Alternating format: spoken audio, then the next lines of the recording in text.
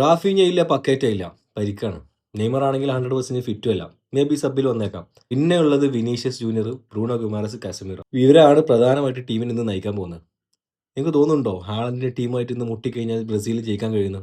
100% Brazil ഇന്ന് ജയിക്കും. കാരണം ബ്രസീലിനെ ഞാൻ മുമ്പ് വീഡിയോ പറഞ്ഞിട്ടുണ്ടായിരുന്നു, ബ്രസീലിൽ വേൾഡ് കപ്പ് ഹിസ്റ്ററി ഒന്നും ഈ അടുത്ത കാലത്ത് തുടങ്ങിയതല്ല. അപ്പോൾ നോർവേ സ്ട്രോങ് ടീമാണ്.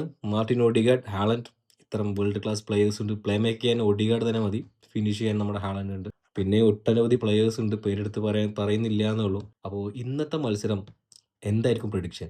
ഇപ്പോൾ ലൈനപ്പ് ഏകദേശം വന്നിട്ടുണ്ട്. ലൈനപ്പ് ഞാൻ ഇവിടെ കൊടുക്കുന്നുണ്ട്. ബ്രസീലിലെ ലൈനപ്പ് ഇങ്ങനെയായിരിക്കും ഏകദേശം വരിക. ടഫ് മത്സരമായിരിക്കും, ഈസി ആയിരിക്കും എന്ന് ഒരിക്കലും പ്രതീക്ഷിക്കേണ്ട. മേ ബി 120 മിനിറ്റ്സിലോട്ട് വരെ കളി പോവാം. പെനാൾട്ടിയിലോട്ട് പോകുമെന്ന് ഞാൻ എക്സ്പെക്ട് ചെയ്യുന്നില്ല.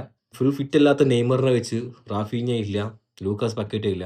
ടീം എങ്ങനെ മുന്നോട്ട് പോകും? വിനീഷ്യസിന്റെ മാത്രം കഴിവ് കൊണ്ട്, എബിലിറ്റി കൊണ്ട് ടീമിന് നെക്സ്റ്റ് റൗണ്ടിലോട്ട് എത്തുമോ? അത് ഹാളൻഡിന്റെ ഉണ്ട കയറുമോ ഒന്ന് പോസ്റ്റിലോട്ട്? കമന്റ് ചെയ്യ് ഗൈസ്.